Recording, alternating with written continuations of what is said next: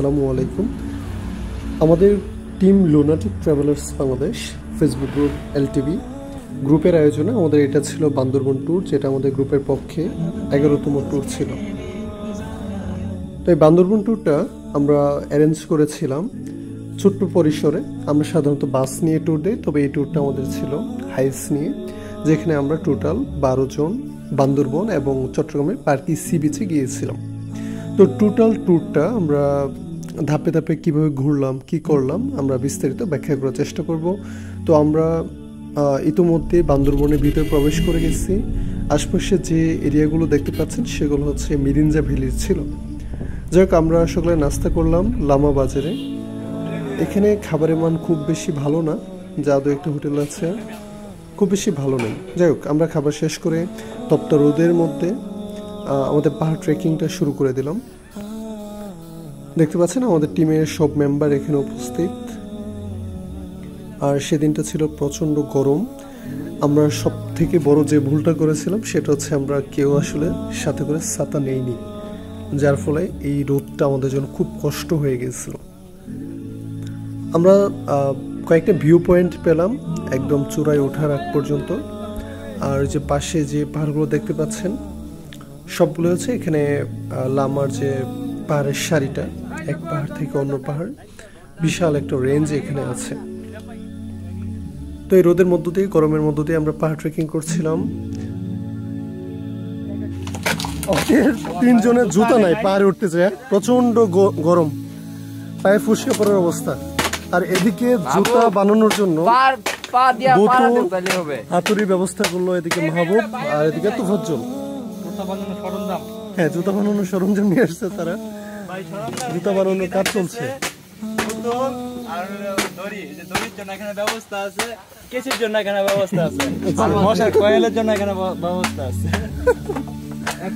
আচ্ছা, আমরা একটা নতুন আবিষ্কারের খুব কাছাকাছি আছি এই মুহূর্তে।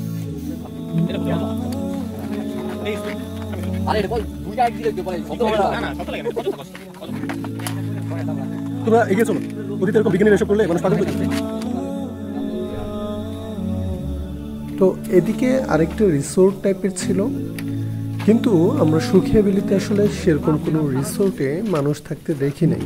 শুধুমাত্র টপে যে দু একটা রিসোর্ট ছিল সেগুলোতে মানুষ ছিল, এছাড়া বাদ বাকি অনেকগুলো এরকম রিসোর্ট ছিল যেগুলো খালি অবস্থায় ছিল। যেহেতু আমরা সেখান থেকে আরেকটু উপরে দিকে ওঠা শুরু করলাম। এদিকটা আমি ভাবতেছিলাম যে বর্ষাকালে কতটা পিচ্ছিল হতে পারে। তারপর সেই জায়গা থেকে আমরা আরও একটা জায়গায় উঠলাম, যেখান থেকে আমরা আরেকটা ভিউ পয়েন্ট পেলাম। আর পিছনে ওই যে নদীটা দেখতে পাচ্ছেন সেটা হচ্ছে মাতামুহুরী নদী।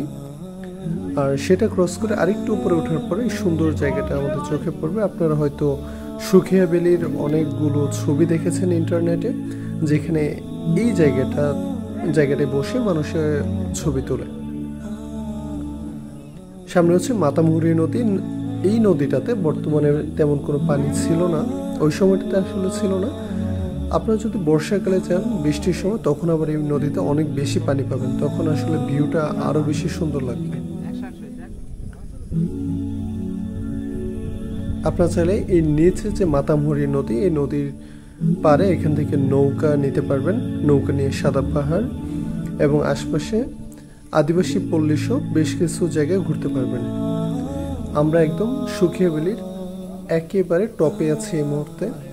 আর এই যে সামনে জায়গাটা, এটা হচ্ছে সুখিয়া ভ্যালির আইকনিক পয়েন্ট। আমরা এখানে সবাই মিলে গ্রুপ ছবি তুললাম এবং এখানে বেশ কিছু সময় কাটালাম। ভালো কথা, আমরা যেহেতু রিসোর্টে ছিলাম না রাতের বেলা, সেজন্য আমরা আমাদের এই জায়গাটাতে যাওয়ার জন্য জনপ্রতি 10 টাকা করে দিতে হয়েছিল।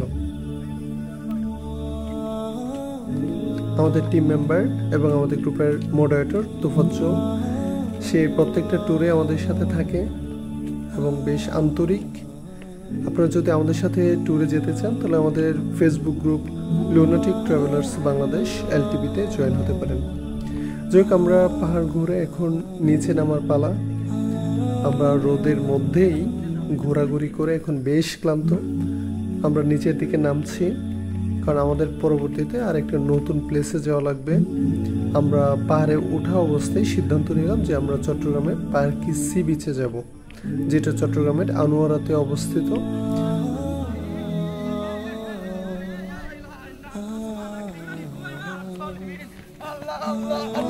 মাশাআল্লাহ মাশাআল্লাহ মাশাআল্লাহ ওরে বাবা রে বাবা আস্তে আস্তে ভাই আস্তে।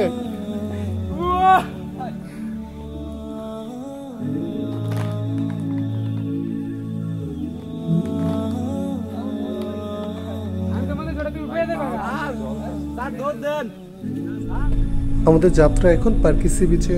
আমরা ইতিমধ্যে চলে আসছি পার্কি সি বিচে। এখানে ডাব খাওয়ার জন্য আমরা চেষ্টা করলাম, কিন্তু ডাবের দাম অনেক বেশি চাচ্ছিল।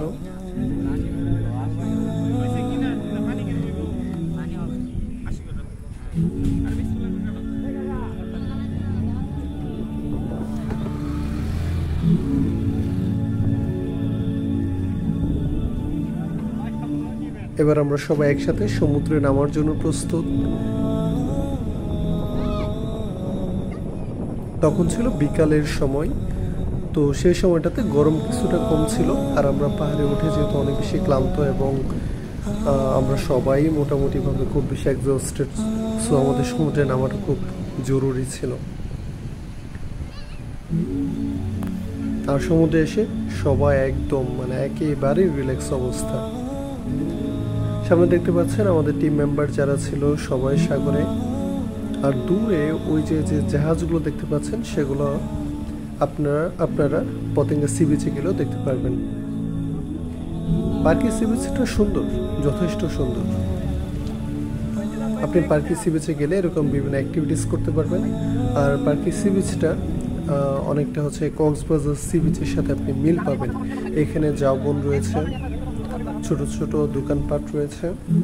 আর একই সাথে পতেঙ্গা সি বিচেটাও অনেকটা মজা পাবেন, কারণ পতেঙ্গা সি বিচের মতো এখানে আসলে আপনি বড় বড় শিপগুলো দেখতে পারবেন।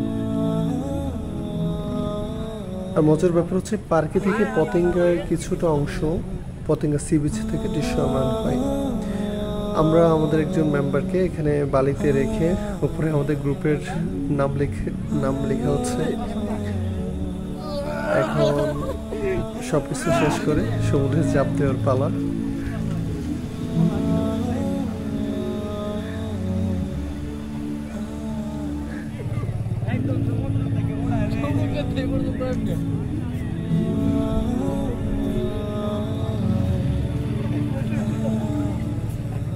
ভাই এইটা হচ্ছে এলটিভি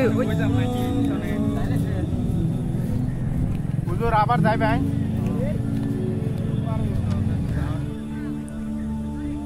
যাক, বিকাল টাইমটা আমরা সমুদ্রের কাছেই কাটিয়ে দিলাম। এখানে বিচ ফুটবল খেলছিল একদল ছেলে। তো আমাদের মডারেটর সে আবার মজা করে এই চুল পড়েছিল, যেটা নিয়ে অনেকেই ফটো সেশন করলো। আর তারপর আমরা দেখতে পেলাম সমুদ্রে মাছ ধরার জন্য নামছে কিছু ছেলে পেলে। ওই দূরে হয়তো ওরা বন্ধু, তারা সমুদ্রে আবার নামলো, গোসল করতেছে। মানে আসলে সমুদ্রের ব্যাপারটা এরকম, ব্যাচেলর বা ভাই বন্ধু হলে এরকম মজা হয়। যাক, আমরা শেষ করে রাতের বেলা আবার চট্টগ্রাম থেকে কুমিল্লা হয়ে ঢাকার উদ্দেশ্যে ব্যাক করতেছি। এবং পথিমধ্যে আমরা কুমিল্লা হোটেল ব্রেক করে আমরা এখানে অ্যারাবিয়ান যে খাপসা সেটা আমরা ট্রাই করার জন্য সবাই বসলাম। এবং সেটা টেস্ট মোটামুটি ছিল, আমার খুব বেশি ভালো ছিল এরকম বলা যাবে না, মোটামুটি। তবে খাবারটা যেহেতু অ্যারাবিয়ান আর বাংলাদেশে নতুন, সেই হিসেবে আপনারা অবশ্যই এটা ঢাকা কুমিল্লা হাইওয়ের পাশে এটা ট্রাই করতে পারেন। এটা ক্যান্টনমেন্টের কাছেই। একটু গুগল ম্যাপে যদি আপনারা ট্রাই করেন তাহলে দেখতে পারবেন জায়গাটা খুব কাছেই। যাই হোক, আমাদের ট্যুরটা এরকমই ছিল। আপনারা যদি আমাদের সাথে ট্যুর দিতে চান আমাদের সাথে জয়েন করতে পারেন Facebook group lunatic travellers Bangladesh.